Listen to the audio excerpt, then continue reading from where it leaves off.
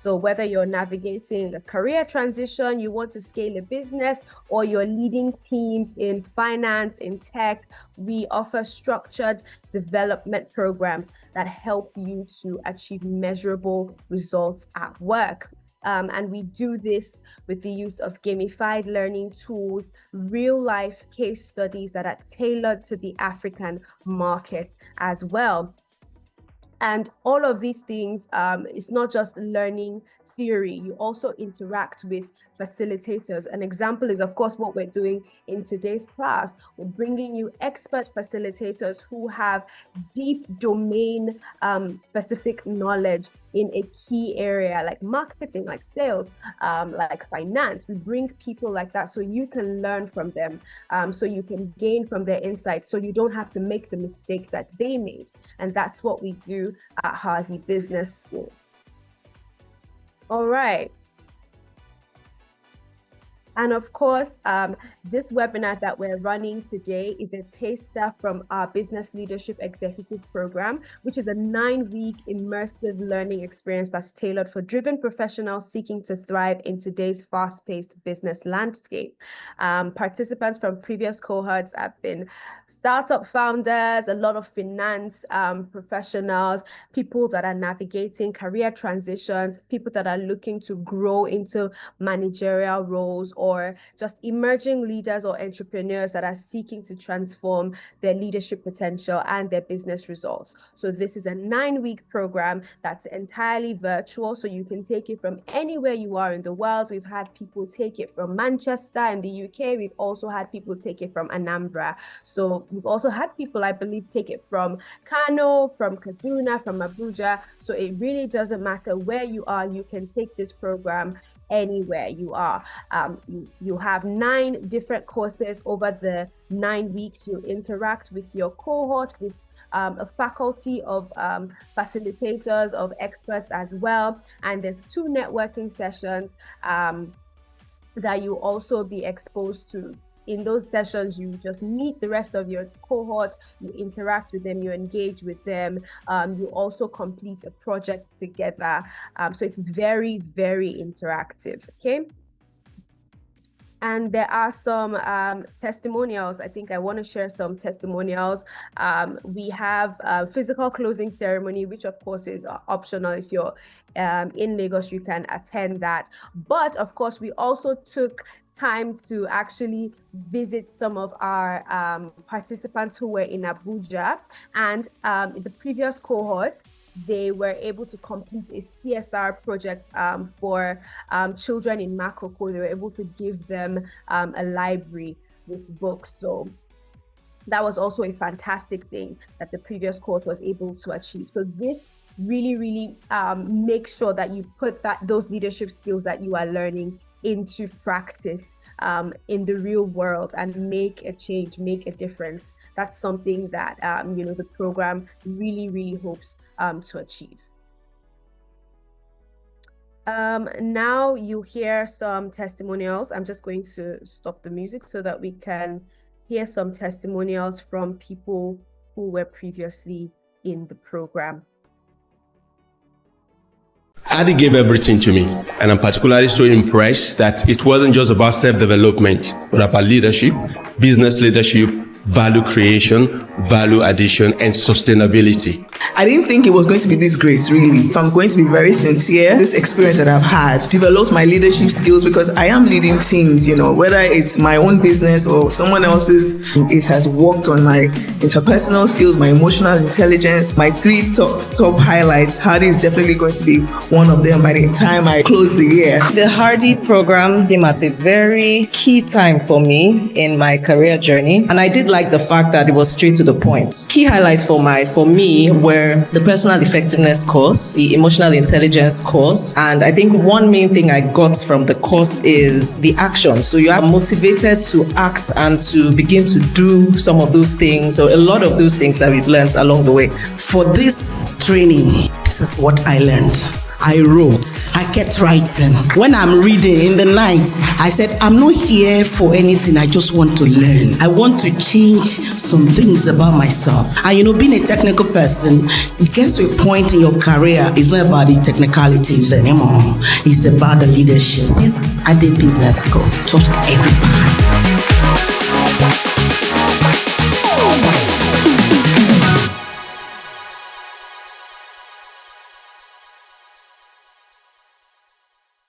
JayDee Business School, you need to consciously seek and look for where you get the skill sets that will help you with your core contribution become an effective leader.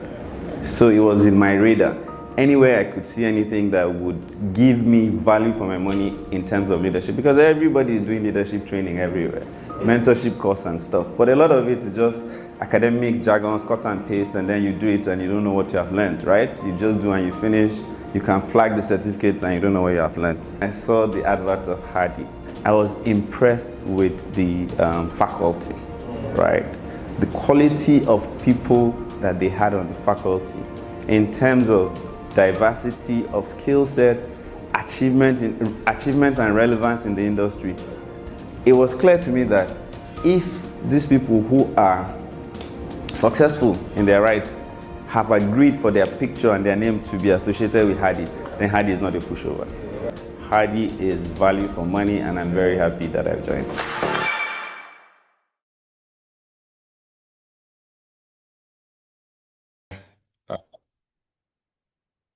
Just give me 1 second to share my screen, and just confirm to me that you can see my screen as well. Maybe thumbs up or anything like that will do. Okay, thank you. All right. So Jola has done a fantastic job at introducing who I am. I'm very humbled to have sort of gained the kind of experience that I have. But I want to give you a bit of heads up. I'm not a public speaker, so my greatest strength is in driving impact. So usually you see me in the boardrooms speaking to C-levels across different continents, trying to drive impact, especially in emerging markets.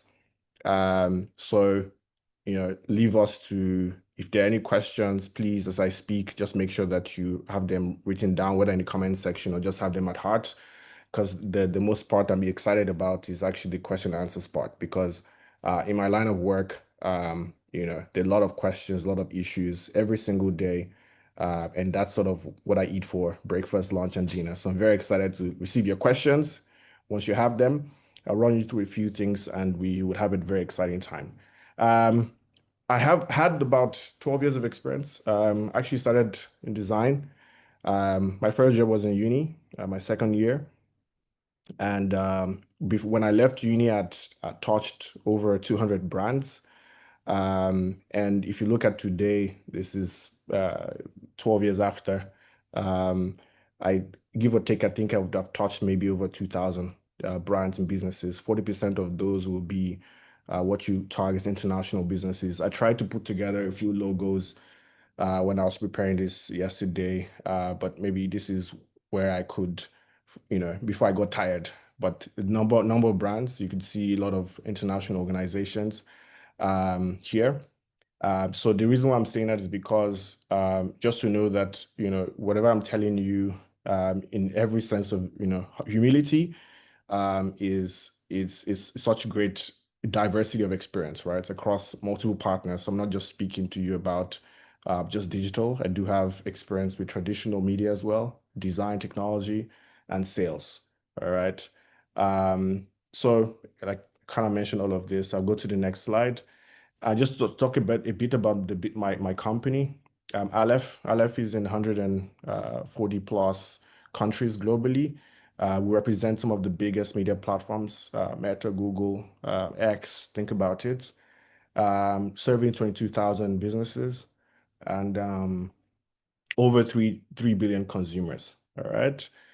And in today, I just want to share a few things. Obviously, I want to, before I even go deep into that, maybe do a quick pause in the room, see if you're here and you're an entrepreneur, you're a business owner, can I see you just react, maybe do a thumbs up? I just want to see the pulse in the room, see who is in the room with me. I see one thumbs up for business owner. If you are okay, 1, 2, okay, 3, okay. If you work in a company, you are a manager or entry level, whatever it is, you work in a 9 to 5. Can I see thumbs up somewhere? Just, I think it's somewhere down there. You see like a react button and you can just click on that. Thumbs up. Okay, I see one person. 2, I think I want to change. Yeah. Okay, a few people as well. Okay, so what I'm going to do is I see that there, I think maybe more, 9 to 5 people on the call. So I'm going to try to balance my expose here today. The first thing I want to touch on, just for those who maybe are business owners, is on the rhythm of business, right? See, the way that big organizations like Meta, Google, think about it, the Fortune 500 companies, the way they operate is very, very different from, it's not a black box. It's not, as it comes, I'm going to do business. I'm going to do a bit of, if I'm making money, I'm good. I do my accounting. I do, things like that. No, there's a super, super intrinsic way that business is done. So I want to take you through just briefly on rhythm of business, right? So you can have a very good eye view of how these massive companies, how they structure their businesses, so that they can have predictable outcomes. All right. Because remember that these guys have shareholders. There's always the earnings call every quarter. There needs to be results, otherwise that business ceases to exist. All right. So I want to share with you a bit of that. But what I want to really go into is also just talk about marketing. All right. And I know this is a sales and marketing masterclass, but everything I'm going to talk about is centered around sales. Marketing is actually sales, right? Marketing is just a cooler name for sales, all right? But marketing is also sales, because at the end of the day, you are trying to sell something. If you're trying to build brand identity, brand love, or anything like that, you're still trying to sell a perception. So everything is hinged on sales. So once because when I started my career, I hated sales. Like when you talk about sales, I'm like, I don't want to be there. Like salespeople to me were like slaves. All right. But I soon discovered that sales is actually everything. Sales, whether you're in tech, you're in design, you're an entrepreneur, you're an HR, everything is sales. And if you have those, sales skills, you're better for it. Wherever industry you are, whatever career path you're on, you are obviously better equipped for success.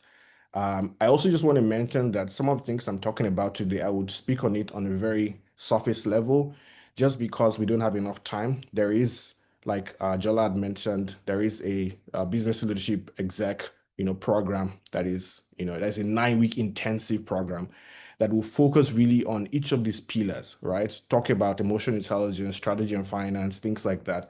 So you do well to actually register for that. So you actually an immersive course that actually takes you through each pathway, make sure that you're able to, like you've seen the testimonials and things like that. So you're able to do well for yourself wherever you are. Okay, so let's get into it. One of the things I wanted to start with is the rhythm of business building blocks. I'm going to be looking in this direction. We're looking in this direction. Just know that I have a second screen here that I'm just using for the presentation, okay? So this is the rhythm of business building blocks. There are, for every big businesses, right? Every big business rather. There are things they do every day, every week, every month, every quarter, and every year. All of these things that they do every day ladders up into what you see as success. So you can look at, for example, a company like Apple and say, oh, the market cap of Apple has increased by X amount, or this is how Meta is doing in terms of the earnings call last quarter. The reason why they're able to do such great numbers, double-digit growth in many cases, very strong double-digit growth every quarter, is because of this thing called rhythm of business. The rhythm of business is a ritual. It's something that you do consistently just to make sure that you have predictable outcomes. All right. The rhythm of business are rituals that you do every day, every week, every month, every quarter, every year to make sure that you have predictable outcomes. All right. I've heard many things about it. For the entrepreneurs in the room, I've had many questions. For example, someone says, oh, I started my business. I started running ads, for example. I saw sales, people were excited. I was getting leads. People were calling my number, sending me WhatsApp messages. They saying they wanted my product or service for a month or 2 months. And then after a while, it just died out. Like the ads were not working. I wasn't getting enough leads. What could be wrong? All right. The thing is, sometimes business owners don't understand, let's say, seasonality, for example. All right. Because how you understand, when to take advantage of the season, right? For example, we know based on the 4 quarters in a year, Q4 is a very commercial quarter. This is when you have your Black Friday, your Cyber Monday, and all the sales. Christmas is there, New Year's, many reasons to purchase. So there's a lot of transaction commercial going on in Q4. Q1 is very slow because people are obviously, getting back from all of the festivals, all of that. And then they are obviously planning for the year for businesses. I mean, most businesses start their fiscal year from January. And it's usually a very slow quarter. Q3 is usually a bit of a mix because you have back to school, things like that. Q2 is also very, very high octave. So you need to know the season that you're in to know how to invest in your business. So if you, for example, you might think, okay, I want to invest in Q4 because that's a commercial quarter. But the thing is, in Q4, there's a lot of competition. All right. So you need to understand not just the data, right, the seasons, but also know how to push your business and apply your business based on the seasonality of the calendar year. All right. So we always advise, for example, I'll give this for free. We always advise that you start, late in Q3 to start to, push yourself when others are still sleeping, because most people will start very close to November, December, right? You want to start very early, late Q3, entering into Q4. That way, your cost is low. When I say cost, I mean because most of the ad systems that we have are auction based. So what that means is you're all competing for eyeballs, competing for attention. All right. So at the end of the day, if I'm paying $1 for attention, and someone comes and says, I'm willing to pay $2 for attention, they definitely get a spot. But then see, the thing is that the cost has then gone from $1 to $2, right? So in terms of cost per acquisition for each user, for each customer, it starts to skyrocket, because as soon as the person who says, I'm willing to pay $2 is in the system, someone could actually come and say, you know what, $5. Maybe a business like Jumia can say, you know what, I'm a bigger business. I'm bigger than all these small entrepreneurs trying to sell bags and shoes. I'm going to go at $5. And if they put in that cost cap, I'm going to there are a few technical terms I'm using, but if you're not clear, I just put in the comments of explain what those mean. If you put a cost cap, that way it becomes super expensive, and then most businesses cannot thrive in that regard. So you might discover that in Q4, when you start to run ads, you might not be getting the maximum sales. All right. So there's a strategy on how to ride on a season. All right. Now I've said that because as a business, if you do not have these rituals or a deep understanding of how the ecosystem works, you would either be trying, it will try and error for you, right? So you try, it works, it doesn't work. And that way you cannot predict the outcome of your business. You want to be able to say that when I start this business, all right, I need to make 500,000 naira from it every month. All right. You need to put a target to it. If you don't have this rhythm of business in place, you will not be able to achieve those outcomes, because the things that are happening are beyond your control. You see what I mean? But now, if you have those rituals, understand seasonality, understand all of those different pillars, then you're able to make sure that you deliver. And there are some things I would say that are beyond your control. All right. For example, one happened in I think it was 2022 of Q3, when there was a floating of the naira, and obviously everything became super expensive that way. So it was very difficult to do business. Businesses were greatly impacted. and all of that, or even COVID. There's so many things that you cannot predict. But even more advanced businesses, they prepare for these things as well. All right. But I don't want to go too deep into that because most of this is reserved for the more, BLP course where you actually can really go deep into those kind of practice. And for those that are on the call, I see a lot of people are more in, mid managers or entry level.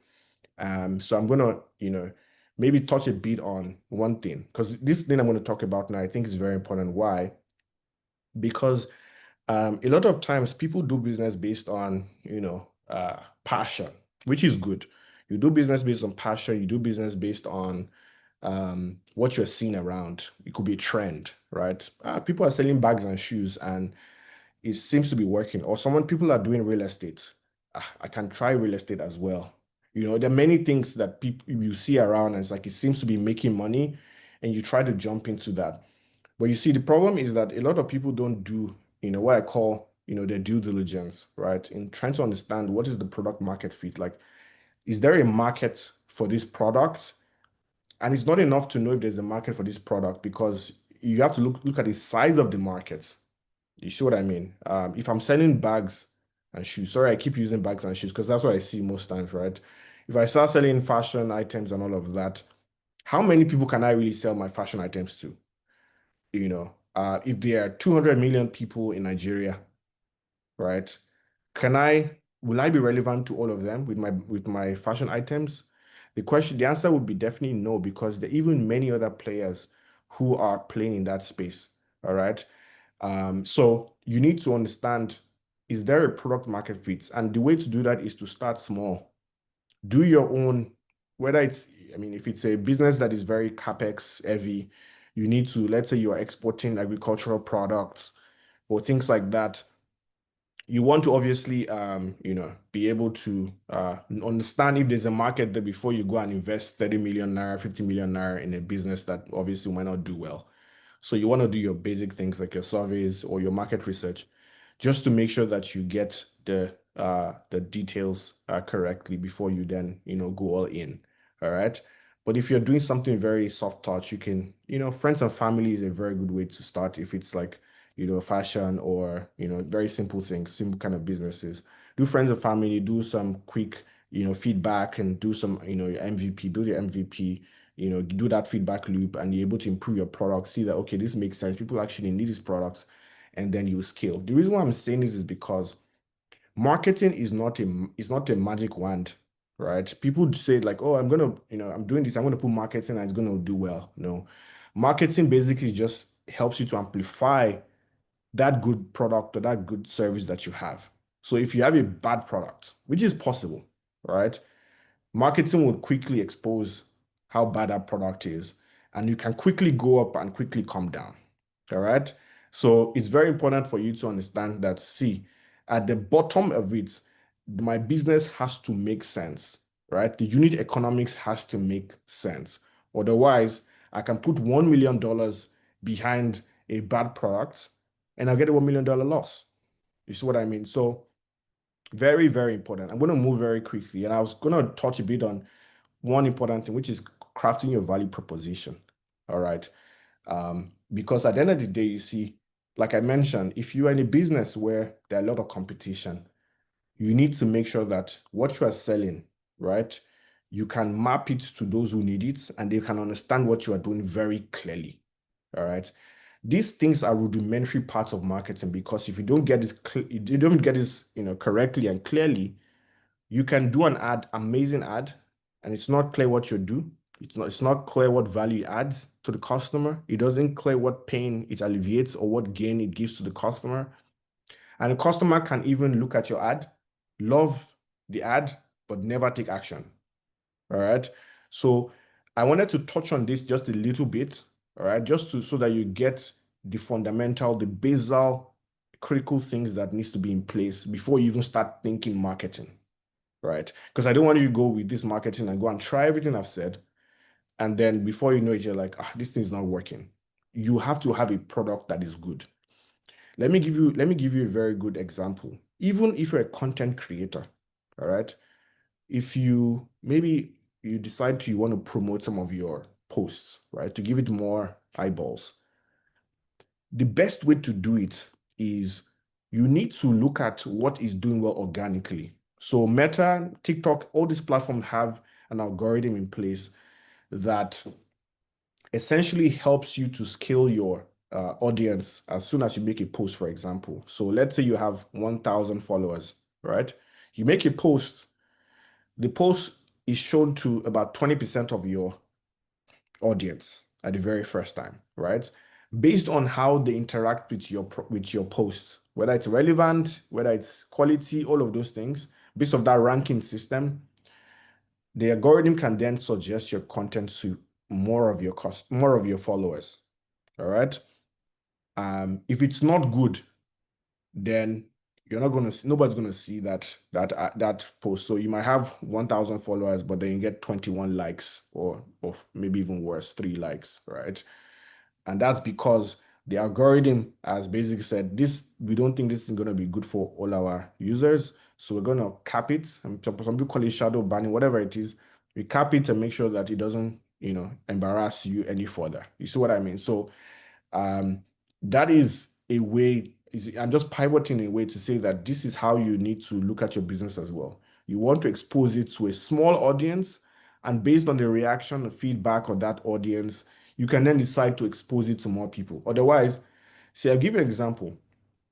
It's not also about, a bad product. It could be a very bad process. Like you have a very, maybe an issue with your logistics. You have a strong logistics system. I remember there was a client of mine who had done some ads, did very well, was expecting maybe 500 sales per day, ended up doing like 1,000, right?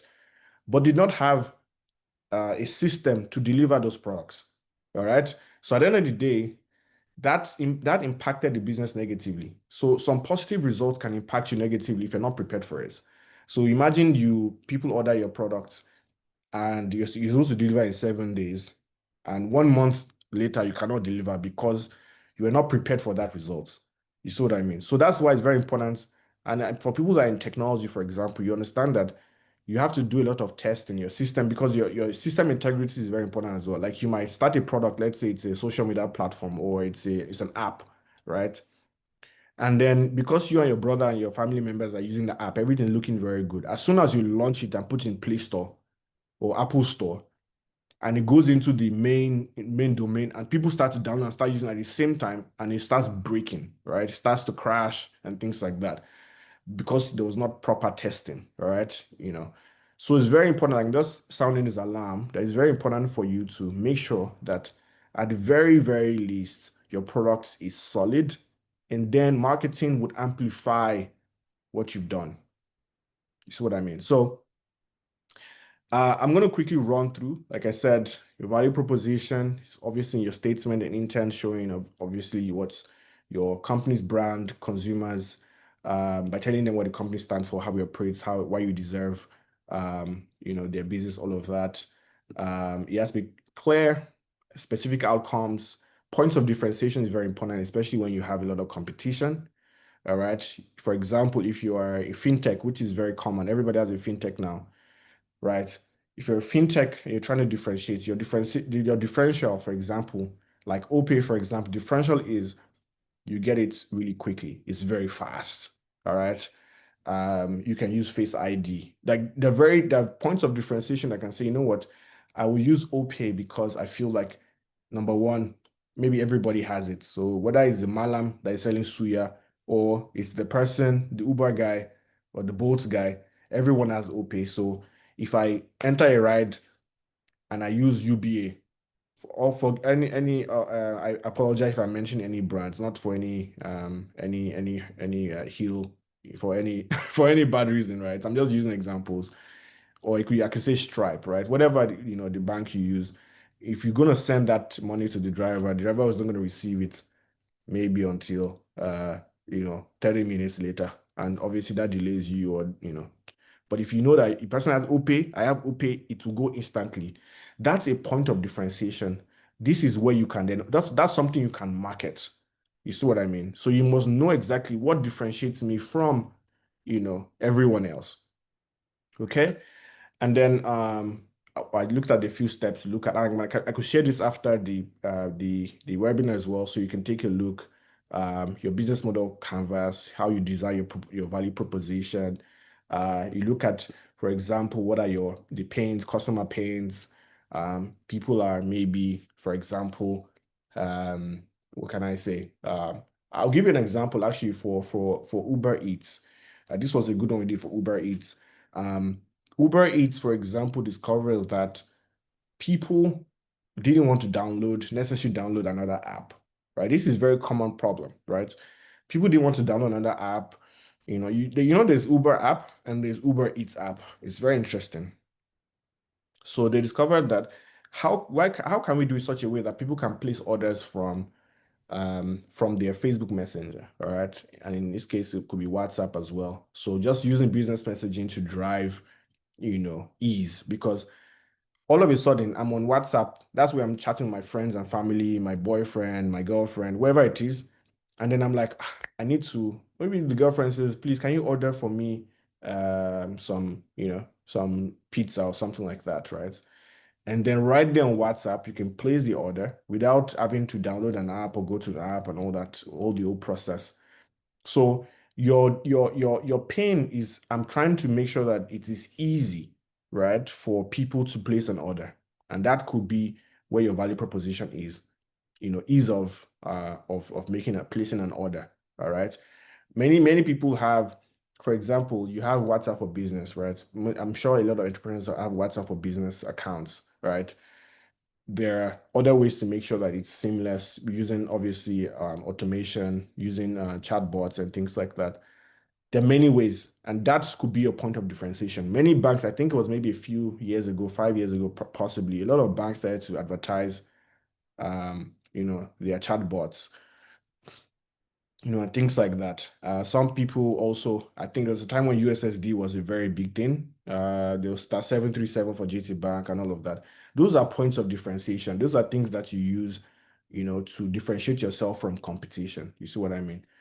Aside looking at pains, you also look at, for example, gains as well, because there are some things that, your customers are trying to do. They're trying to, feel more powerful. It could be a status thing as well. These products makes me feel very good, makes me feel very important, like maybe an iPhone, things like that, right? You need to know, okay, does my product add value to my customer and how they feel, how they appear, how they position themselves in society and things like that. So you need to look at that as well.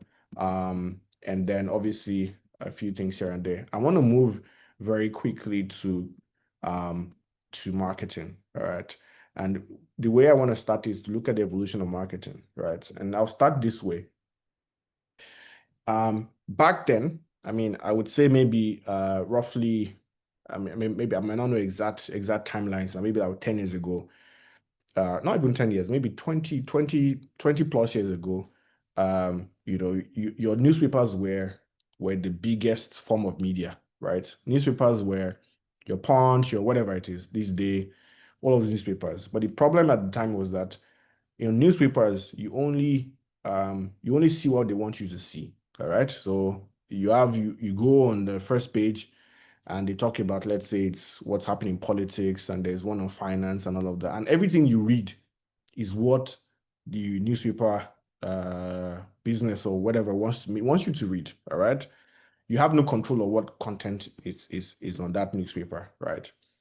But then we move from that to an age of knowledge. So that's age of context. Age of knowledge was then Google search and things like that. This one, you could search for what you want, all right? I want to learn more about sales and marketing, right? Age of knowledge. I want to learn about, or where can I find, the best shawarma in Lagos? You see, all of those is age of knowledge. We then moved to age of social with the likes of Facebook, Instagram, right? Where you could see what your friends and family were doing, right? What they were posting, how they were feeling. Maybe they've just finished, someone just graduated, someone just had a baby, someone just got married. You were close enough to know what was going on, all right? And based on that as well, you could also connect your favorite celebrities, you connect your favorite news channel, right? So you had a network of social interactions where you could get information based on those who were connected to. You see what I mean? Now we're in a world or age of content, right? The age of content is no longer about who you're connected to, right? It's about how good and how relevant that content is.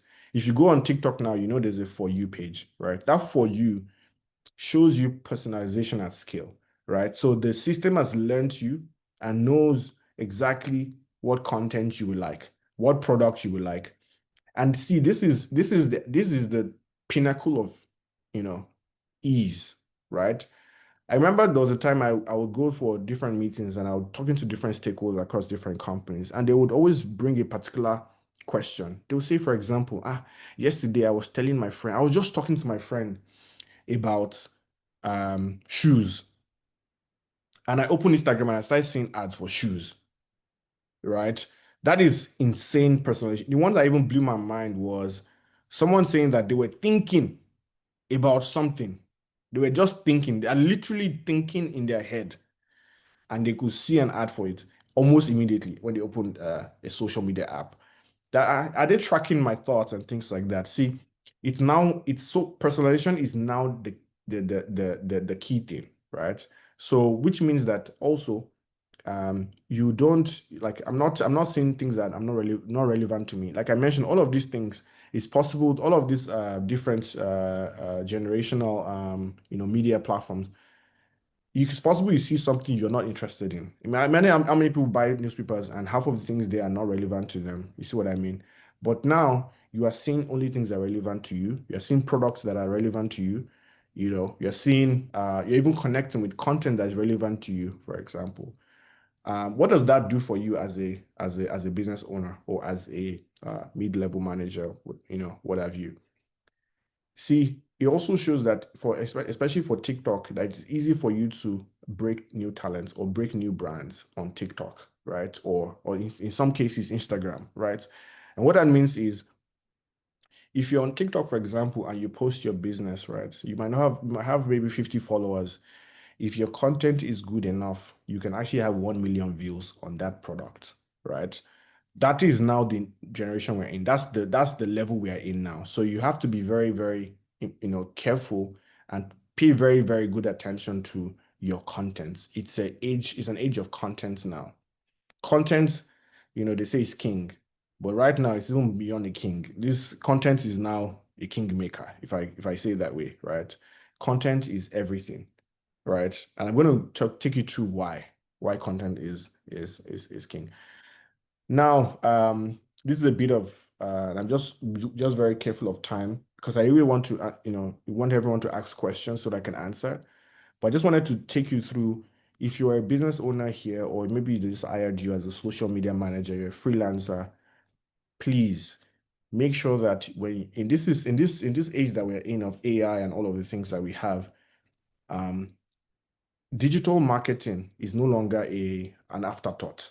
All right, it's a must-have.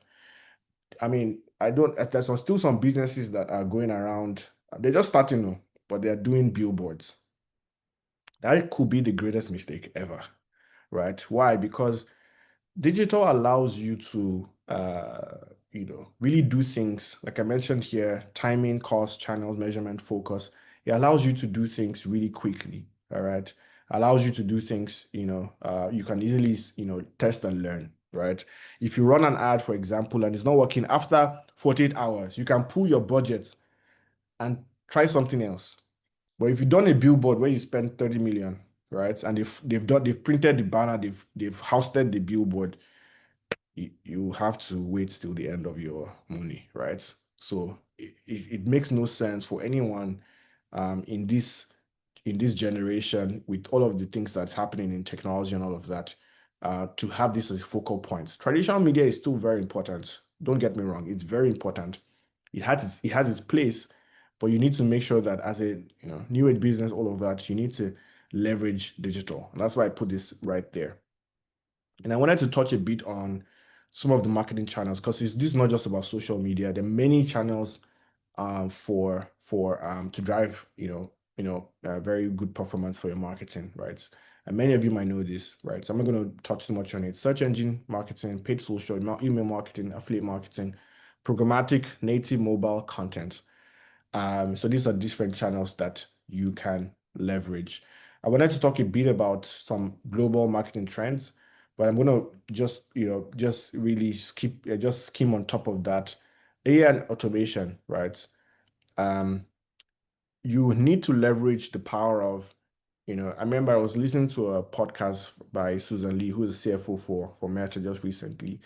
And it's so interesting to see that how good Meta system was 5 years ago. It was amazing, right?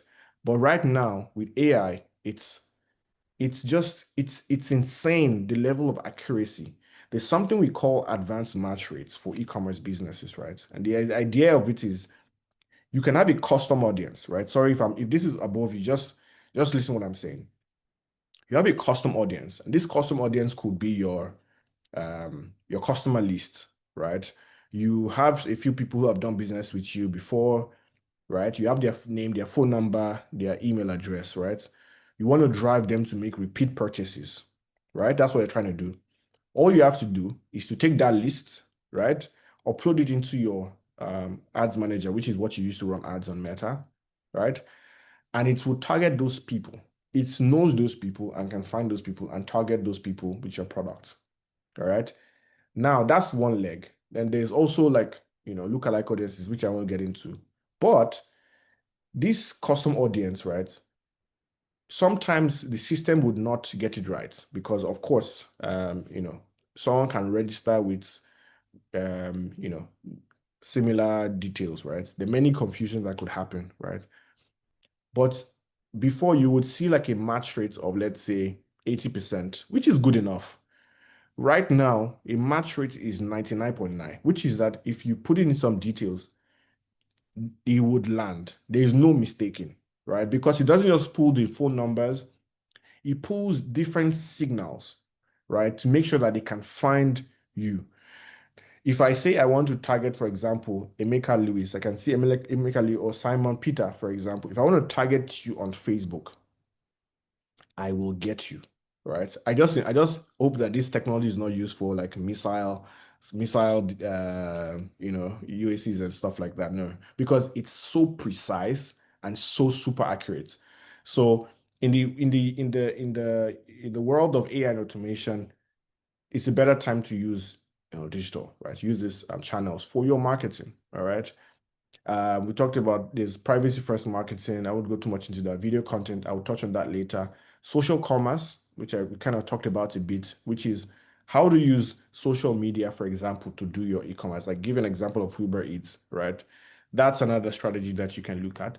Omni-channel strategies, obviously, where you could have an experience across different mobile platforms, or different surfaces, obviously, and ethical marketing as well.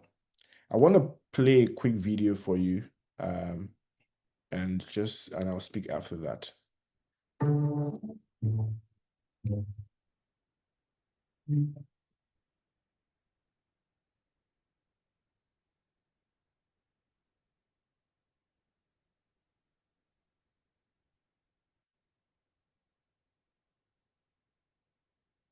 Hi there. The time to act is now.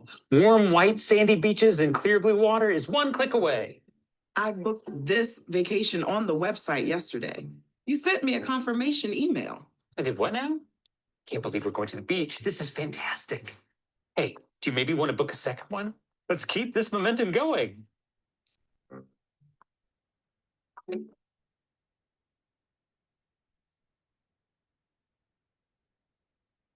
We're so glad you chose us for your rest and relaxation. Let us know how your stay was and come back to visit us again real soon. I just got here. And the air conditioner's broken. Brace yourself for this exciting offer. We heard you were coming and wanted to invite you to a complimentary couples massage and spa day. I've brought my kids with me on this trip for the past 5 years. Is it also a couple of kids massage? I think there's like an arcade.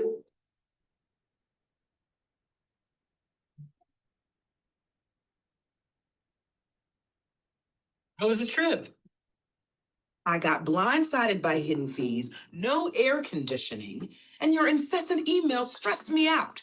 You know how my trip went. I did stumble across a few emails you exchanged with our customer service team and some tasteful yet righteously indignant tweets. Would you say you liked it or you loved it? Wow, you look like you could use a vacation. Have you seen our beach deals?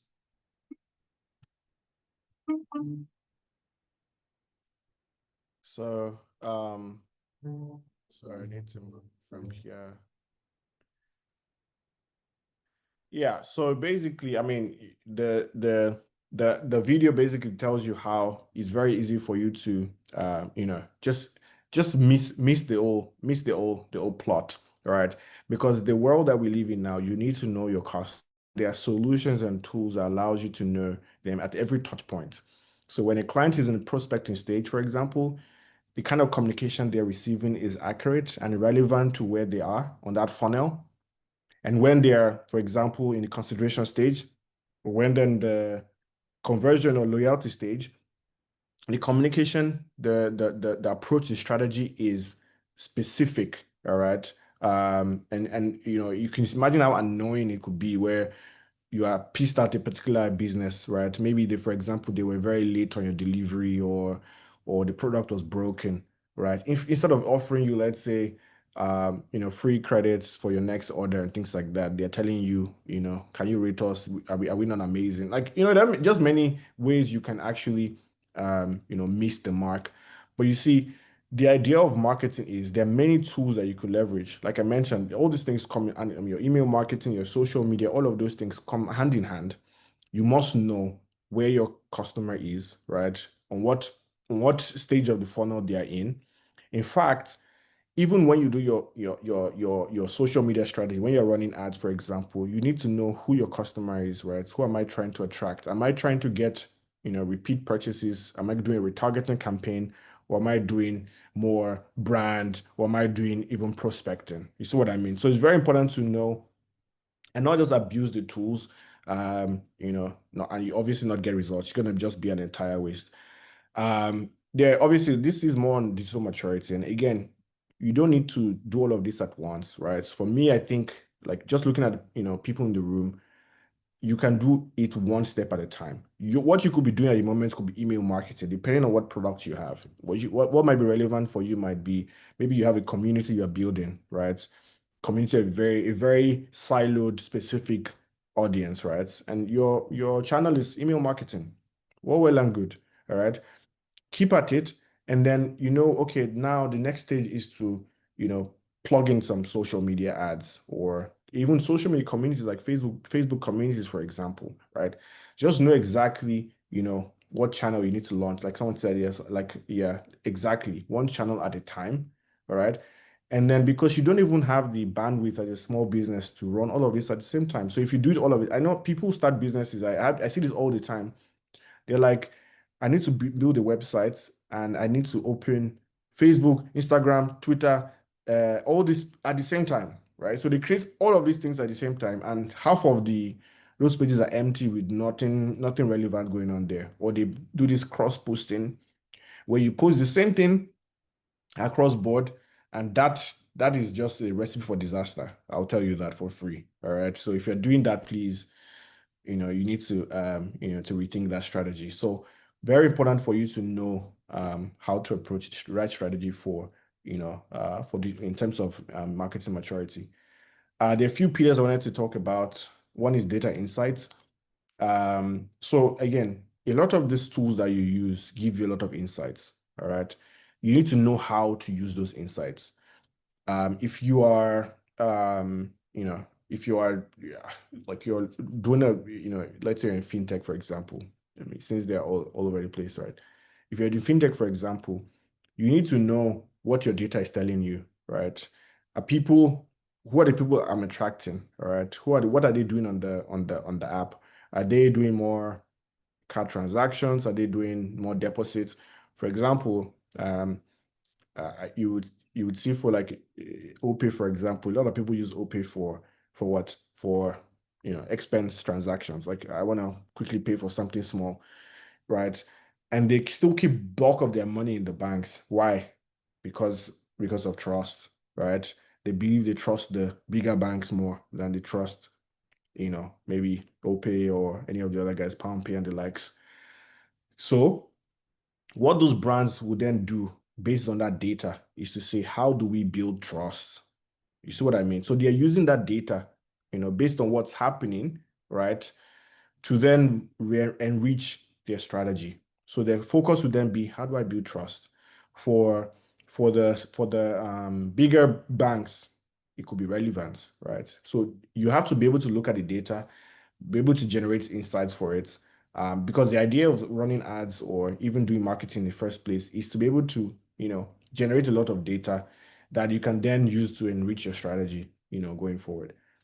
Like I mentioned earlier before, leveraging AI, leveraging, automation, all of those things will definitely help you in terms of if you're obviously, trying to grow in terms of your expertise and excellence in digital. You definitely need to be leveraging technology and AI. How are you going to leverage technology and AI? One is to use the AI solutions within the platforms that you actually leveraging. So if you're using Meta, for example, you're using something called Advantage Plus suite of solutions. If you're using TikTok, you use what we call Smart Plus, right? All of this basically takes all of the manual processes that typically media buyers use for those campaigns and simplifies it for you, right? It actually does the work for you pretty much. And trust me, no matter how great you are doing marketing, right now, machines are better at it. All right. The machines are definitely better at it. They have that level of skill, processing all of data at once, and will give you the better results, right? For example, I recently did a test for a campaign, compared the manual campaign to a Smart Plus campaign, and I saw 67% reduced costs on the automated one. So you would see great returns on your investment when you actually leverage the AI tools, right, from the platforms. The other one is content and channels. You need to know what content works on each channel. All right. If you're on X, which is Twitter, formerly Twitter, you need to know what content works on X. You need to know what works on Instagram and works on TikTok. Right. For example, I'll tell you for free, if you have all these very polished videos, maybe it's even a TVC, you have these big celebrities, and you put it on TikTok, it would not do as good as something very straight-jacketed, because TikTok is a platform for authenticity, right? You need to be your most authentic self. So you can take your phone and do a selfie video literally, and it will do very well. That's TikTok for you. If you do the same thing on Instagram, it will not work. So you need to understand the channel, understand what content is relevant for those channels. Very, very critical, right?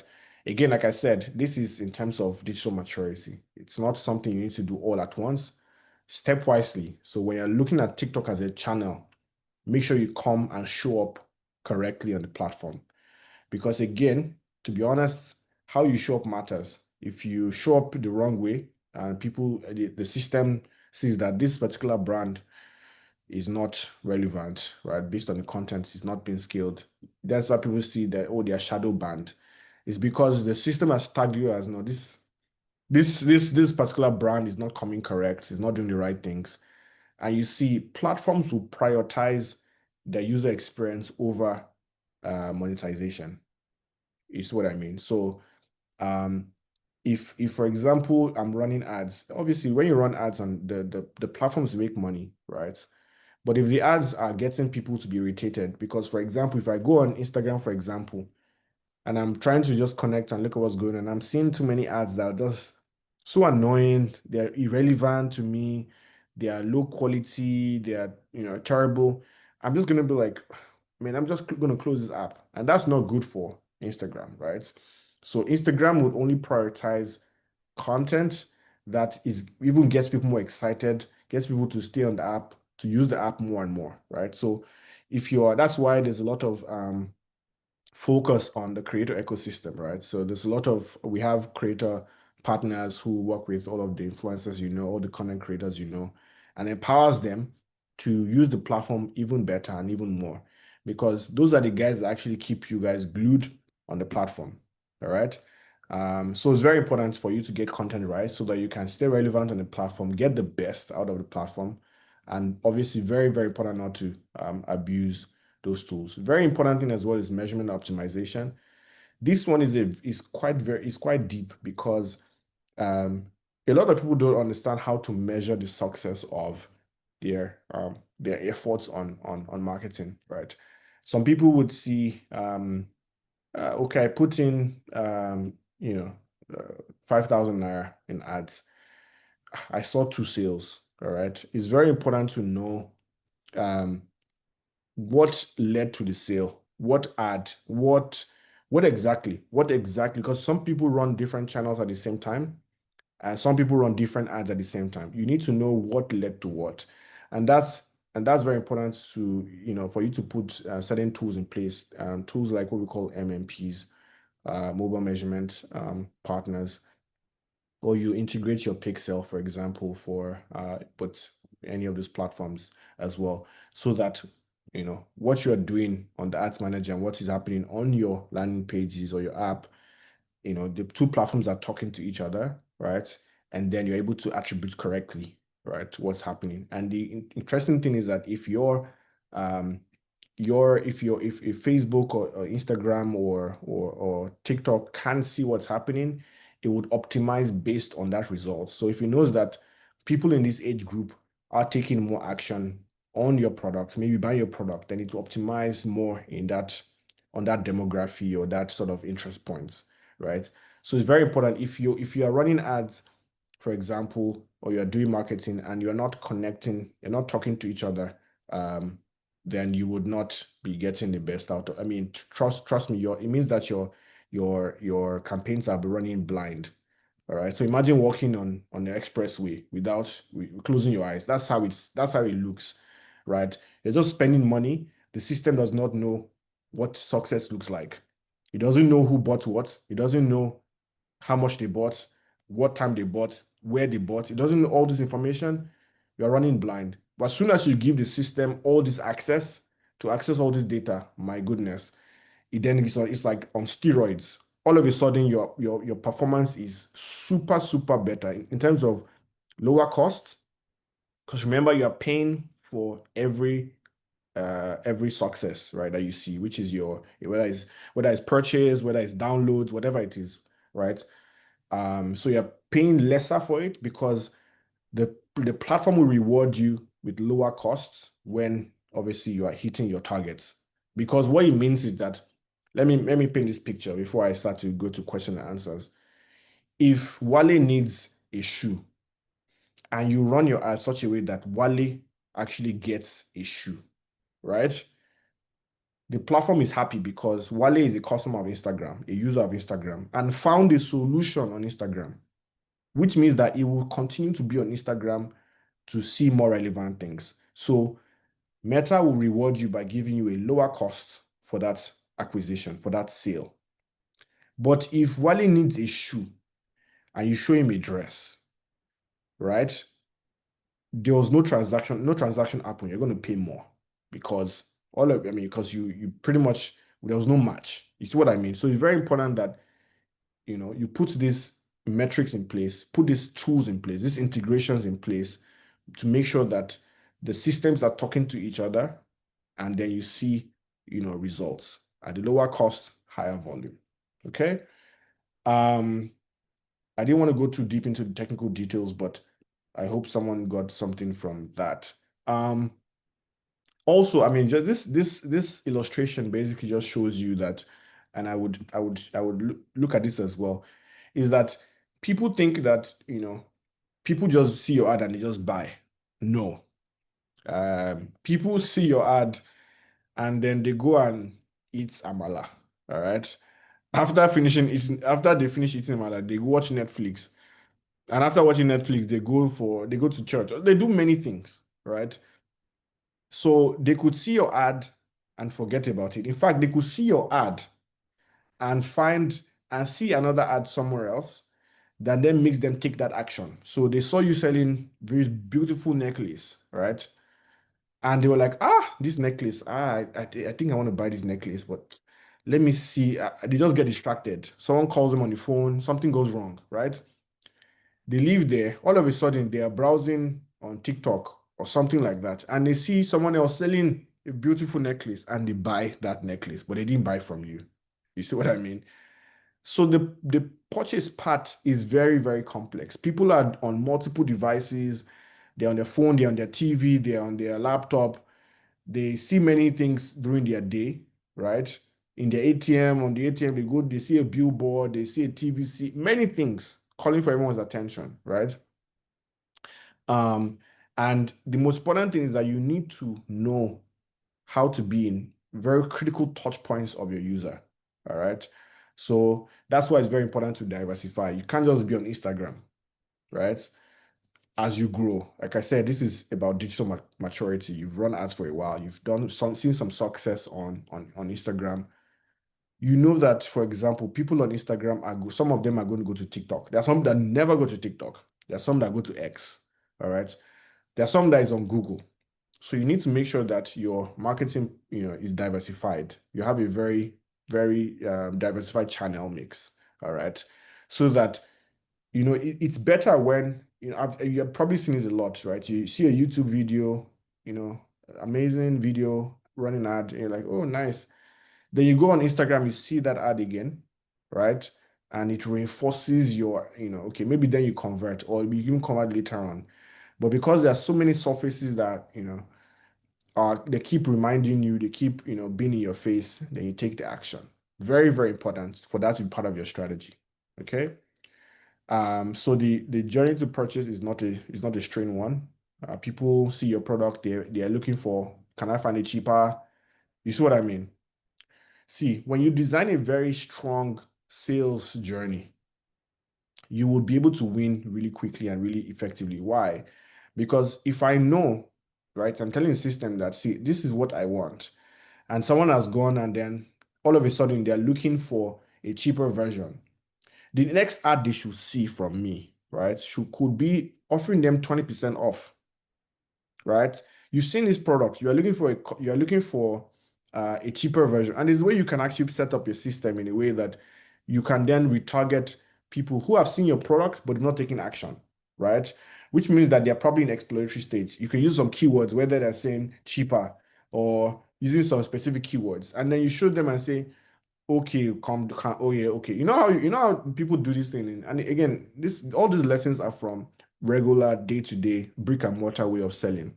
If I come to your shop or a store and I tell you I want to buy, a piece of jewelry, and you tell me that it's 15,000 naira, and I tell you, let me go and check other stores, right? When I tell you, okay, I'll give you for 10,000, right? I mean, I'm giving you a good deal and a bargain, right? So the same thing with ads.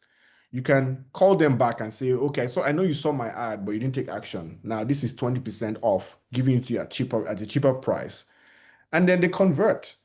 Some people, they add your product to cart, right? They add your products to carts, but they don't take action, right? Some of them even get distracted. But then they get an email saying, oh, I saw that you added this to carts. How about, you get this and that, whether it's a discount, whether it's a better, whether it's even just a reminder, because sometimes people just, legitimately forget about what action they are taking. All right. So these are many ways for you to, reinforce your marketing strategy. Okay. And I think lastly, I just want to talk really quickly on creative, right? Which is your content itself. And this is a very fascinating stat, right? Do you know that it's 70% of your success that you see on your ads, right? Success that you see in your ads is driven by 70% of it is driven by creative. Let that sink in. 70%, if an ad actually works, 70% of what makes it work is actually the creative. So if you're a business owner here and you've never invested in creative, take this as a free advice. Invest in creative, All right. Whether it's a creative designer or a video person, whatever it is, whatever creative, enhancing your creative means, right? Very, very important. When we look at the starters, we say 47% of revenue contribution comes from high quality creative. 47% of revenue contribution comes from. So if you're not doing creative, I see a lot of people just do, like I said, you put a flyer on TikTok, you're not gonna get any traction. If you do, there's something else involved. All right. Maybe you are like, Dangote or something. You see what I mean? Like something else, maybe you have, certain brand equity that allows you to drive that with such bad creative. But see, if you're an honest businessman doing what you know how to do best, you need to make sure that your creative is correct, right? It's relevant, it follows the best practices for the platform that you're using. All right. And you can ask me, what are the best practices? You can find this anywhere online. All right. Obviously, there are different levels, right? But you can even from me, like I just told you, on TikTok, for example, which is a new platform we just launched TikTok in Nigeria late last year, right? It's doing phenomenal. People think that TikTok is for Gen Z, people dancing and doing trends. No, people are making a lot of money running on TikTok, right? A lot of money on TikTok because again, it's a new platform, so it's cheaper because there are not so many people on it running ads at the moment. So that's an opportunity on its own, right? So if you go on TikTok and you do a video with your phone, with your iPhone, don't use red camera or anything serious like that. No, with your phone, use TikTok native, TikTok native tools. Use CapCut. Use, the way the text is on TikTok. Use the typography on TikTok. Don't go and create it another app and bring it to TikTok. You can do that, but the more native the ad looks like, the better it performs. All right. Someone said they can't hear me. Can you hear me? Can someone confirm if they can hear me? Okay, thank you. All right. So, you need to make sure that you are abiding by the best practices. Very, very important. On Instagram, for example, you design for sound off, right? Which means that Instagram will advise you that when you're doing a creative, right, you must make sure that you have text on it as well, because many people might be seeing your ad or your content, and they might be it might even be in church. They can be in church, they can be anywhere important, right? So if you don't put text, right, on your creative, right, whatever is running on it, whatever the person is saying, then they're unable to understand what's going on the ad or on the content. On TikTok, it's different. You must design with sound on, which means that people that use TikTok, typically their sound is always on because that's the only way they experience the immersion on TikTok. You see what I mean? So these are different rules for different channels. You need to understand this so you can get the best, because once you get it right, 70% of the task is done. The remaining things like targeting, brand, all the other things are are are just 30% of the equation. This is proven across board. All right. So very, very important that you invest time. If you even have a terrible targeting, you have terrible everything else, but your creative is good, you will still make progress, good progress. You see what I mean? So just if you didn't hear anything today, just if you invest more in creative, you will do very well. Why? Why would you do very well? Like I said, we're in the age of content, all right? Which means that I don't know if you've ever used TikTok before. If anyone has ever used TikTok before, I might have 50 followers. I can post a video and I will get 1,000 views, right? Because the platform values content over followers. Okay? So it means that if I put a product out, if I put a post out and it shows that content, it won't show it to just my followers, it will show it to people outside my followers. And if they're interacting and are liking and post and commenting and sharing that post, it opens it up to many more people outside my followers. That's how TikTok works. Instagram is a little different, right? It has to get to a particular threshold before you then get to explore page, right? But there are different ways that work. These are some stats as well. Drives twice, purchase intent, 6 times increase in ad view time, and all of that. This is a very interesting case study, but I wouldn't really go too deep into it because it's very foreign. This is in Burger King Island, and this is more advanced because this was on Snapchat, and they were able to build an AR experience on driving these new products that they had. This new what do you call it again? They call it specials, right? Big Bang, Whopper, and all of that. So literally, see, if you launch a product, right? Let's say you have a restaurant and you just launched this special, this special item on the menu. Maybe let's call it Ewa going special, right? You launch something like that, and you design something like this AR experience for people to actually, enjoy the idea of this new special. They're gonna remember this. The next time they walk into a Burger King store, they will remember what the Whopper is, what the Big Bang is, what Texas Bacon Lovers is. They would remember because the creative basic was immersive in experience, right?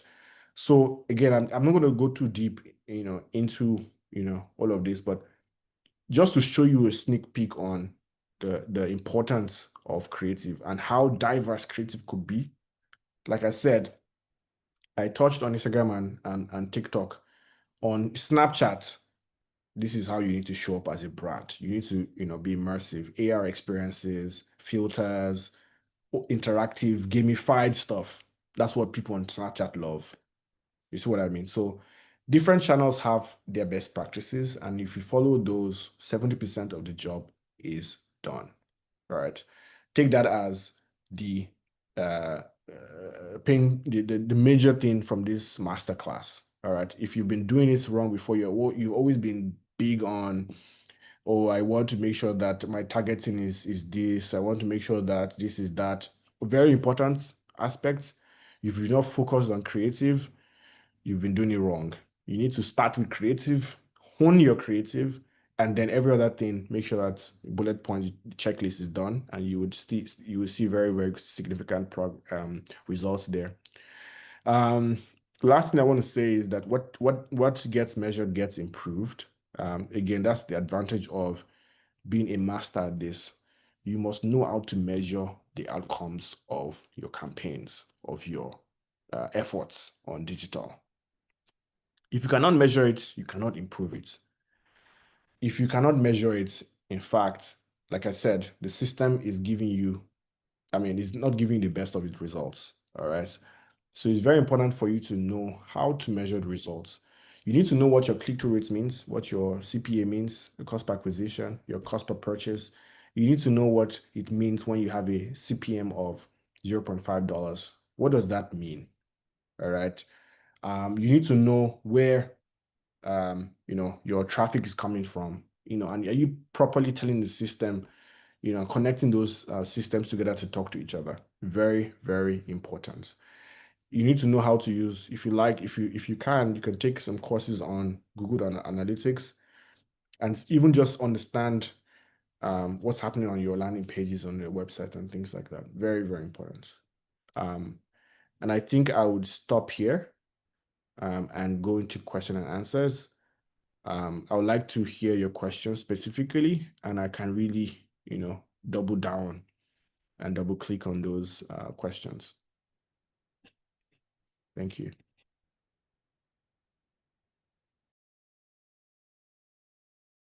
Thank you so much, sir. All right, everyone, if you have questions in particular, feel free to raise your hand.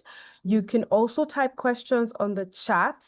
Let's not drop off yet. You can also type any questions you have on the chat, and I will read them out. But if you'd like to, maybe it's a little contextual or it's too long to type, please feel free to just raise your hand, and I'll be able to just allow you to unmute and speak.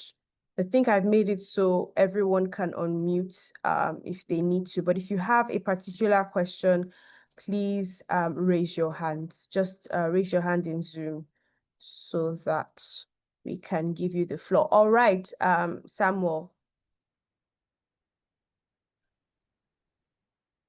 Hi, everyone. Good evening. Thank you so much, JD. Really grateful for the session.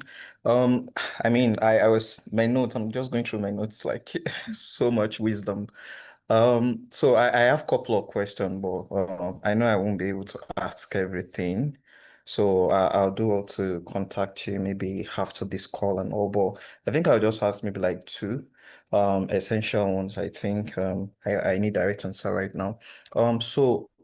I won't consider myself a trained marketer as such. I entered into the marketing space, well, I say by chance, and I know it might be the case for some other people on the call too. I didn't go to a marketing school. I didn't take any, well, I took some couple of certifications here and there, but they are not like, I won't really say I'm trained as such. So, I mean, seeing the way you speak about marketing and all these things that we're supposed to know and be able to do. From your own perspective, how will you say is the best way I get to that level, as a marketer, stay updated about industry trends, maybe get I've worked with several brands, but somewhere inside me, I know that there are still some things in this field I've not hacked. I'm yet to hack. So, what are your thoughts in that regard? Like, how do I like push myself and get to that level? And then secondly, you mentioned earlier when you were speaking, you mentioned about product market fit. And I've been learning about product market fit for a while now. Um, if you're a marketer and you're working in a company that has not found its product market fit, and that was why when you were talking about Magic Wand, it resonated with me. And they're expecting you to just wave the wand as the marketer and perform the magic for them. And there's still that fundamental issue. Like, how do you handle that situation? What do you do in that place? How do you handle that? Yeah, so those two questions. Thank you very much. Thank you so much, Samuel. So I'm gonna answer your question. So first is if you want to upskill, you want to be in touch with what's going on in the ecosystem, marketing, all of that. There are many ways, there are many places to go to, but where I advise you to start, we do have a free learning platform. It's called digitaladexpert.com. I'm gonna try to type it in the chat, or if someone can find it for me and just put it in the chat, digitaladexpert.com. No, digitaladexpert by aleph.com. So, or just Google search digital ad expert by Aleph. And you would find, I mean, tons and tons of courses on different channels, Facebook, Twitter, all of that, Twitch, even Twitch, Reddit, all these channels, because and what's it called, courses were created by both Aleph and the platforms, and the idea was to use that to sort of upskill emerging markets. So you would find that very resourceful. I would also advise you to be close to any events that happening around you. There are few that typically will happen. Obviously it's usually in South Africa and things like that, but I think some are coming to Nigeria. There's one called Welcome Tomorrow. But obviously, like, just be close to those events, right? Search on Google, find any marketing events around performance marketing, things like that. There are not so many in Nigeria, I'll be honest. But I think Welcome Tomorrow is doing one in Nigeria very soon, and they're very deep. So this is not, you would find the ones that are surface level, just talk about different general marketing things. But if you want to go deep, right, you want to go and say, okay, I want to understand attribution, right? I want to be a master at it. In fact, when I was talking to people in this space, we typically don't find talent for these things in Africa. You usually have to rely on guys in Europe to get this kind of quality. Someone who understands MMPs, understands attribution, 7-day, one click, one view, attribution, things like that. I'm saying it now, I might even sound like jargons to you. Like these are key things that marketers rely on. The big businesses rely on these things. They spend, imagine if I'm spending $1 million in ads every month. I can't do it anyhow. Like you have to do it correctly, otherwise you're wasting money. So you have to do that. So look at digitaladexpert.com. You get a lot of resources there. Also try to subscribe to the channel the newsletters for each of these platforms. So Meta, go to meta.com, you would scroll down, you would see where you can subscribe to newsletter. Pinterest, X, everyone has like newsletters they throw out that shows like what's new and things like that. And you'll be abreast of what's happening. Like for example, recently,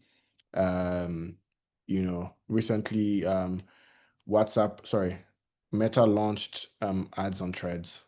It's not rolled out in Nigeria yet, but it's coming. You can only get news like that when you're connected to the platform. And recently as well, I think it was last week, also started rolling out ads on WhatsApp. It's not in Nigeria yet, but it's coming. So if you have this kind of knowledge, you start to, okay, how does it look like? How does it work? How can I position myself? And you can use it to leverage it for your business, right? For your company. Okay, this is coming. WhatsApp is massive. WhatsApp is a massive, massive platform. Everyone uses WhatsApp at some point, right? Imagine using that to, help your business. It's gonna be amazing, right? So things like that. So that's my response to that. Yes. Thread is already in. Thanks for that. Also, you mentioned in terms of product market fit, the challenges that you have with your business, right? See, this is one of the things that the BLP course does for you, right? How do you manage upwards? Because this is more than, there's no magic wand, right? You're going to run those ads, you're going to try your best.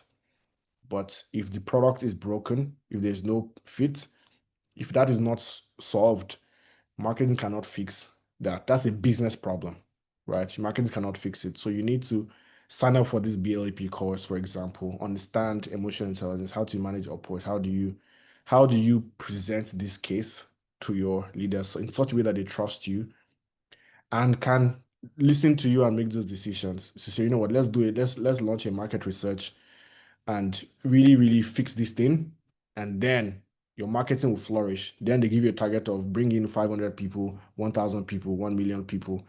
And like that, you can get it done easily because the product works. There's a fit, stuff like that. That's what I advise.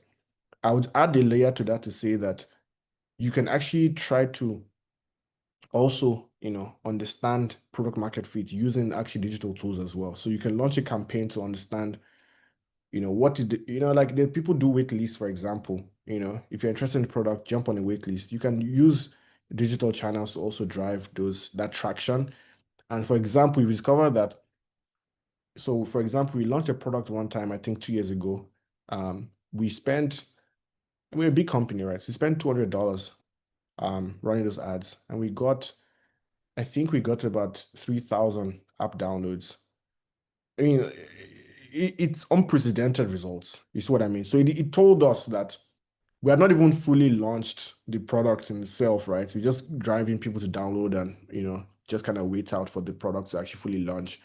So he already told us that this product has a market. People are interested. You see what I mean? So you can use these channels to actually do your fact finding as well. All right. Thank you. Thank you so much, sir. So we have a bunch of questions in the comments. I think this one, a number of people would like to know is that why are you against posting the same content on multiple platforms? Yeah, thank you. I mean, you can post the same content, but you have to post it differently. Is what I mean. So I can post the content about, this new product that we have, but the way you represent the content on each channel must follow the best practices on those channels, because what they say is what they want, the kind of content they want on their platform is what you have to, put on the platform. Otherwise, it wouldn't perform well. So I'm not saying that, hey, if you have a campaign, right, just put it on one channel. No, But when you're putting it on Instagram, this is how the media should look like, right? I can, and to be honest, you can do a very strong campaign on Instagram, right? You can use leverage the in feed, right? Where obviously it's in feed, you can leverage stories, right? Where it's vertical videos and all of that, right? So you can leverage those things and create an experience across that. When you now go to TikTok, you need to make sure you follow TikTok best practice, like I just shared with you. When you're on X, X is a town square. It's a town square for every geography, right? So it's very conversational, right? If you post something on X and just say this is this, nobody's going to interact with it. But when you start with something very controversial, then you use a thread, all that stuff, people love it, and then it starts trending. People start talking about different things, and that's how you show up on X. It's a different strategy. You see what I mean? So you can have one campaign, but when you go on those channels, understand what works on those channels and adapt your content or campaign to the channels. Thank you so much. So, Adara, I can see your hand, but let's just take a couple of questions that have been in the chat. So the next one is, as a business developer at VTU Hub, I know we usually get our clients through word of mouth. We don't do social media engagements or any form of advertising. How do you think I can come in, even when the idea of social media ads has not been raised in the company and they are not interested in going in that direction? How do I encourage them, I suppose? You are missing out big time. I can tell you for free. I don't want to, maybe I should say this right, but I hope that they will forgive me. So Money Points is one of my very good customers, right? So I really love the brand. I'd known at least the guys in marketing from since when they were team apps. And they had this approach. We don't do marketing.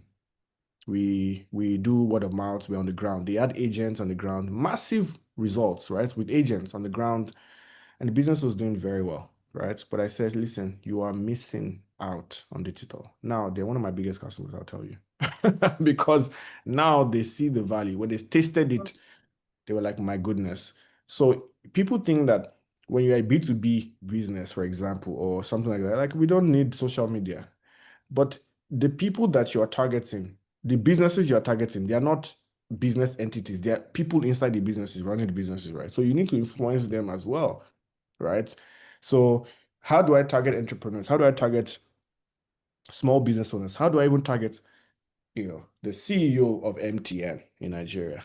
All right. If I want to target C-level, there's a way to do it as well. There are different channels that cater to that. Actually, MTN even has a digital ad solution as well that allows you to target even based on, geofencing, where they live, where people live. So I want to target people in Banana Island. I want to target, people that, typically would subscribe with, let's say they do 100 gig. There's some people that based on the data they consume, like this person must have a lot of money, right? Where they live, you can also see, where they go, right? Based on the mass that powers, the network connection. So when this person goes to VI, Banana Island, must be an high net worth individual moving. And again, it could be a gardener, it could be a house help that is moving that way, maybe in the car. But there are other metrics that would help you drill down and target those people. So you see what I mean? So digital is inevitable. You have to put in your strategy. Otherwise, you are just missing out on, and again, like I said, the advantage of digital is that you have data. You can have salespeople go on the ground and go and talk to people, but see, it's scattered. You don't even know what they said, whether they killed your brand or they said something bad about you, or even they are, in many cases, they're even selling other products. I'm not going to do that, but there are many things like if people on the ground, they have their own company and they're using it to sell. And then with marketing, everything is transparent. You put your dashboard, you put your ads, everybody sees the result is there. You see what I mean? It's transparent. The results are there. You know who clicked, how much you spent on that click, what happened here, what actions took, did it work, did it not work? You can easily make a decision, pathways with that channel or not. Thank you so much, sir. I think that's really great, and I hope that was really helpful for you, Adediwura. All right, so next question comes from Dr. Usuka E. Isaac. He says, please, are there tools that aid market reading? What I assume that you mean by this is that, okay, are there tools that help you with your market research and things like that, right? You also understand the market a bit. There are many tools, right? Many tools. There's GWI, there's in fact there are companies, I think there's what's the name again? It starts with K. I can't remember their names. There's market research companies across that help you with that. But I mean, there are many tools, Statista, even though use that with a pinch of salt because that data can be really can be really off. But even within the channels themselves, there are tools that allow you to see the market, right? So within Facebook, you can see what the size of the market is, right? Based on certain interests. So if you put in an interest, for example, let's say fashion, you would see that the audience is 12 million people. There are 40% of them are men, 50% are 60% are women.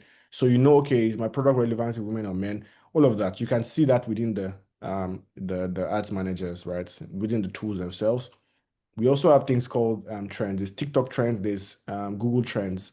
Allows you to see what people are searching for on Google Trends, what topics are, resonating people. So if you see the people are talking a lot about jerseys, for example, you can decide and say, you know what, I want to launch a jersey business because World Cup is coming or something like that. You see what I mean? So there are many ways there are many tools that you can use. Just depends on exactly what you want to see. And you can use many of them in tandem just to get a more holistic and more congruent data.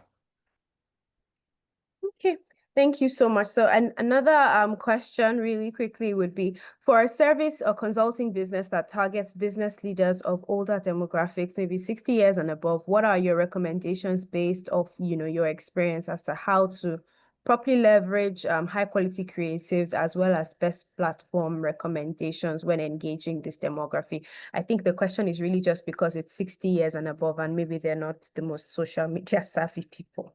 Yeah, I mean, this is an exception, right? If you're targeting 60-year-olds, well, I don't think they maybe would be doing a lot of social media because they come from a different generation, right? So in this case, you need to have a customized approach on how you target them. What I think our advice is, if I don't know exactly what the product is, whether it's for, let's say, I mean, what do 60-year-olds really need, how to help them in their health, maybe all that kind of stuff, health packages and all of that. Most likely, if you look at your strategy very well, you might see that the people making the decisions are not actually the 60-year-olds, or maybe their children, right? And then you can see how to leverage that, so you can look at your data. If you're running a business, you say, okay, who typically pays for these services? Is it the 60-year-olds or is it their children? If it's their children, then that's a custom list you can always put into Meta and all the other platforms, and then use that to get them, increase your base or whatever you're trying to achieve. But if it's explicitly 60-year-olds making those decisions, then that's a very niche audience. How many 60-year-olds are there in Nigeria? They are not up to 1 million. Well, let me say that, sorry. I don't know. Maybe there are more, right? But it's a smaller audience compared to the entire population. So you might need a very customized approach to sell. And you probably already figured that out, but look at the data if there's any potential where you see that there's opportunities for young people to make decisions, and you can use social media. Social media is typically between 16 to, like, let's say in the 40s. Anybody from 50, 60, 70 typically is not on the platform or not using actively. Yeah, thank you. Thank you. I think we can take Dairo's question now. Dairo, your hand is up. Feel free to unmute and we can just take your question and then we'll come back to the questions in the comments. All right. Okay, thank you very much. My name is Dairo Adam. Thank you, the presenter, and then the academy as well. My own part is I have been in the marketing for like 12 years in the banking industry, but there's something that is worrying me. So I don't know if the presenter can help me on that perspective. We have what we call a concentration risks in our business. So once you have a concentration risk, then you want to move your attention to a new to bank customer. But But what can I do in a situation whereby I have a deal with the customer, I visited the customer, I give him the package, he did everything, but at some point, he's not picking my call, he's not responding to my text, he's not responding to my chat. But after like 1 month or 2 months, then he may come back and say, okay, I need ABCD product. So now, I have been dealing with emotional intelligence, but now, is there any way that you think maybe we can manage this kind of prospect customers and then the existing customers? Thank you very much. Thank you so much, Dair. So I mean, there are many ways to skin this cat, right? Is there a digital way to do it? It depends on what's allowable within your business, right? But I think what's probably what's closest to you as a solution is, again, the BLEP course, right? Yes, emotional intelligence is one angle in terms of how to manage the clients, but you need to also understand that when you have concentration risk, you need to diversify. Like, you cannot have you have, let's say, 2 customers that are delivering the entirety of what you need, right? One of them can even die someday, God forbid, right? I mean, what happens if that happens, right? Then you are then you're taken aback and you don't know exactly. I mean, again, so you need to make sure that your customer base is diversified. I need to have many of these kind of customers, right? And how do I have many of these customers? You need to look at the strategy again. This guy might have other friends, right, that I can bring in, all right, and that diversifies my risk. This concentration risk is a serious problem. Even in our business, we do see it sometimes, and once we see it, sometimes it's good because you have a massive customer. We call it top tier customer or AAA clients. When you have a AAA client, it's amazing, right? But once you cannot rely on them alone because anything can happen. Any absolute thing can happen. So you need to make sure that you start to diversify your base, bringing new people on board. From a digital standpoint, what you can do is, if you have this kind of customers, right? Let's say it's a more broader base, you can create a custom list, right? You tell Facebook, tell Instagram, tell whatever other channel, help me find people like this, and it would find people like that for you. And you can tell it how much accuracy you want. I want it to be 80% accurate, 90% accurate. It will cost you more when it's closer, when the accuracy is closer, but it would find you people like that. You see what I mean?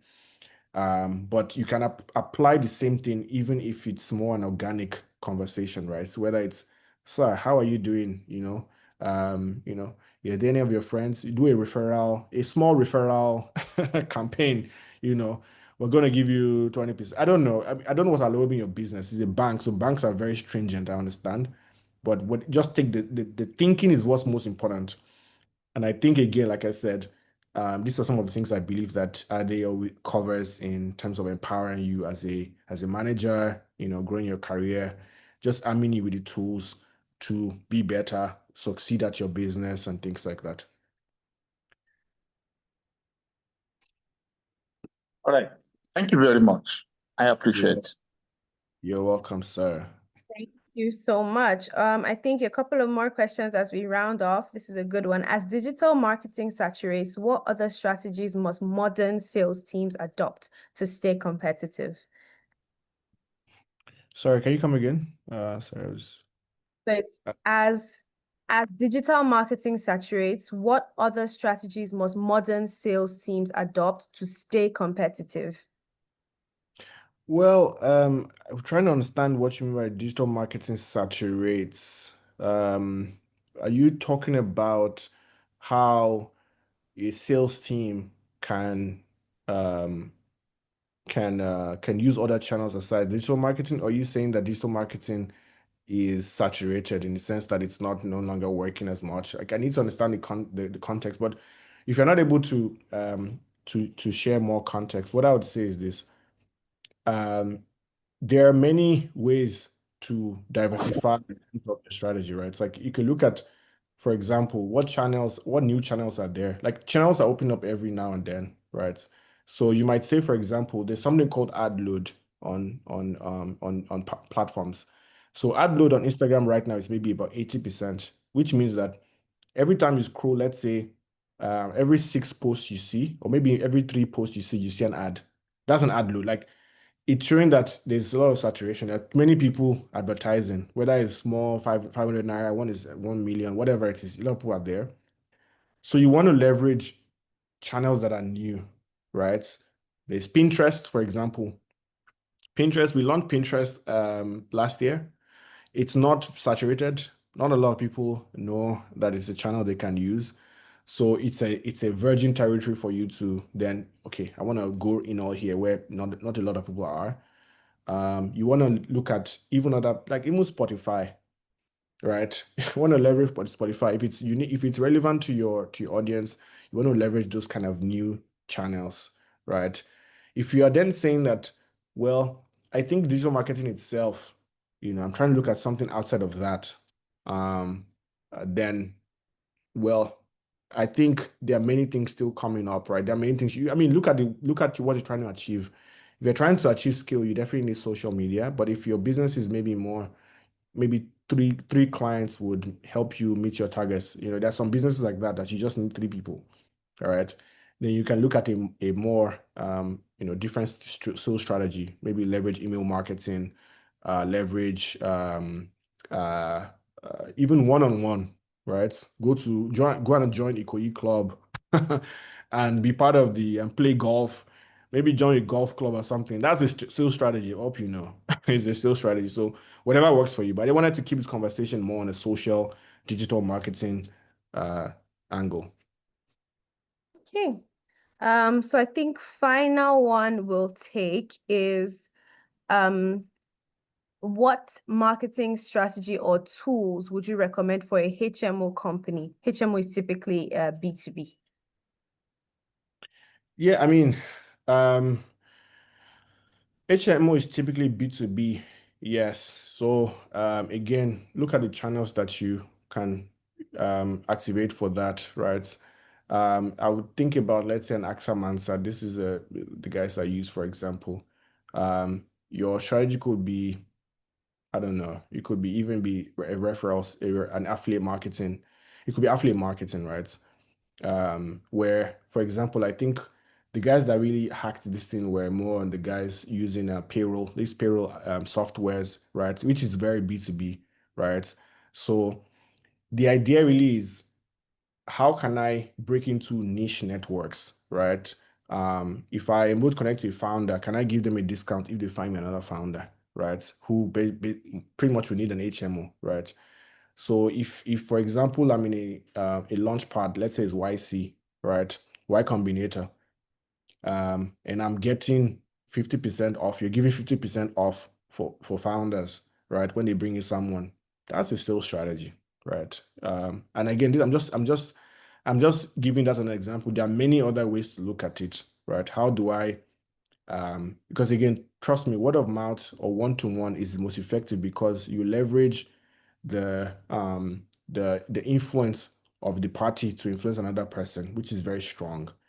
That's what we try to replicate when we do use influencers, is that you take someone like a Proco doctor, for example, and you give him you tell him to sell something, all right? And because people trust him, they start to trust your brand, right? And they take the action.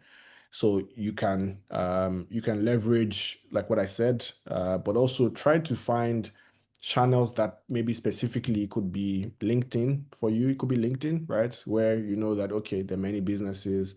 The targeting metrics there are also very business centric, so that you can reach more business owners or HR. I think HM was really driven by HR. So you want to target maybe more HR personnel, people in the HR field, and all that kind of stuff. So that's an angle you can take as well. Thank you. I think just one last one. I tried running an Instagram ad campaign after taking some courses on social media marketing, but couldn't get through. Meta Business Suite kept saying there's a problem with their technicals. This is a very context laden question, but I don't know. She's asking if there's something she's doing right, something she's not doing right, or maybe there's some other problem. I think it's very context. We really need to investigate exactly how you went about Yeah, that. So I'm not sure, but you might be able to contribute maybe just generically to that, maybe. yeah. I mean, and trust me, there are many issues many things can go wrong when you venture to run an ad or something like that. But one thing that really helps is just whatever issue you're seeing, if it's an error, just copy the error, put in a Google search, and try to. You can use some LLMs, ChatGPT and the rest, but sometimes they hallucinate, so they tell you the wrong things. They tell you that, oh no, you need to click on this, and it's like this doesn't exist. That doesn't exist. So that happens, but I think Yeah. if you Google search it, you might find a solution to that challenge, right? Yeah, I think that probably is the best. Or you speak to an expert, someone who's versatile, someone like me, but don't call me, sorry. I'm kidding. But if you find an expert, they'll be able to see that, okay, this is what's wrong and all of that. But you can reach me. I think my email, I kind of put that in the first couple of slides. I don't know if my screen is still being shared. It is. I Okay. believe everyone will do My that. email Yeah. is here. I mean, feel free to email me. Even if you issue that you have with Meta and all that, um, I'll try as much possible to respond as soon as I can. So this is my email down there. Yeah. Yeah, so I hope we can all see that and just copy that. I think someone also, I missed this earlier, someone had a question on founder-led sales and marketing. Someone who doesn't understand sales or marketing at all, but owns a business, then what's their starting point for founder-led sales and marketing?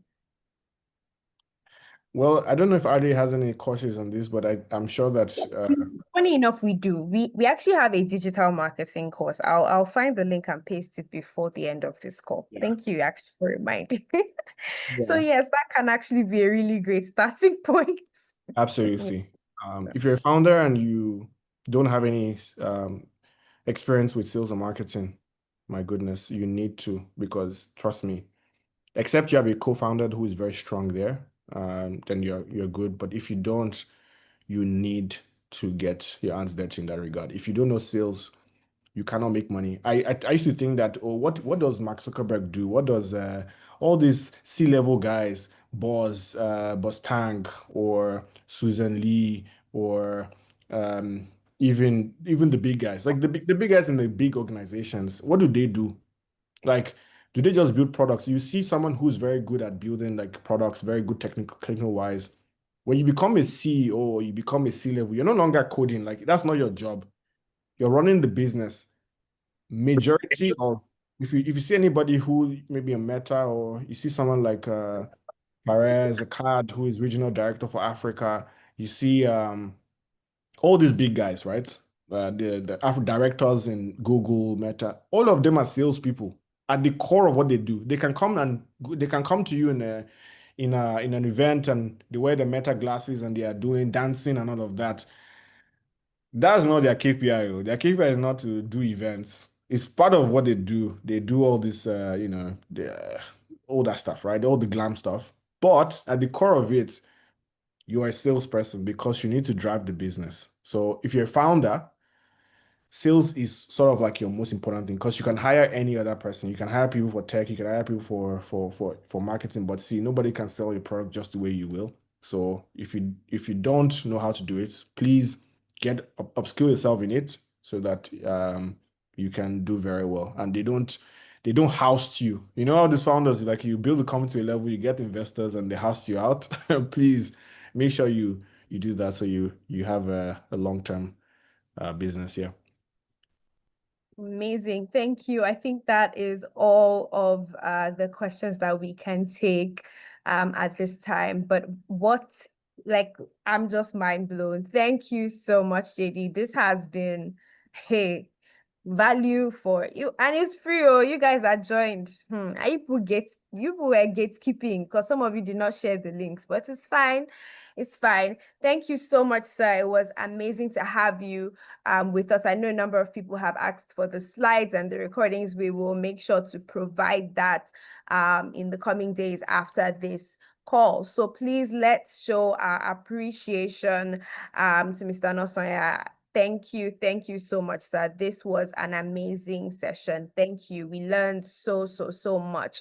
And with that being said, guys, I mean, this was just on sales and marketing. If you also have, as a founder maybe, or you're a freelancer, you have other aspects of your business, you have finance, you have leadership, you have negotiation. There are so many other aspects and you definitely need to fully run your business.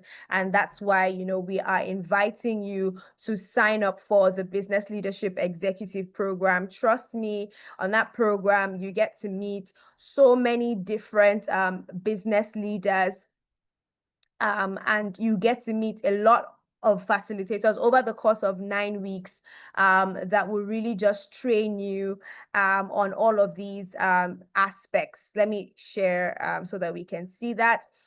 On all of these other aspects that your business definitely needs. Okay, so this is the link. I'm going to paste the link to sign up and register for this program. Please, let's make sure that we do that. If we're not already registered, I know that some of us have registered and this was a taster. So if you had registered but you had been hesitating to pay, after today, I hope you can see that it is definitely going to be so much value for your time and for your money as well. Remember that there are installmental payments available as well for that program. So if you don't want to pay it all at once, there are definitely installmental plans. You can pay twice, you can pay 3 times as well over the course of the program. Okay.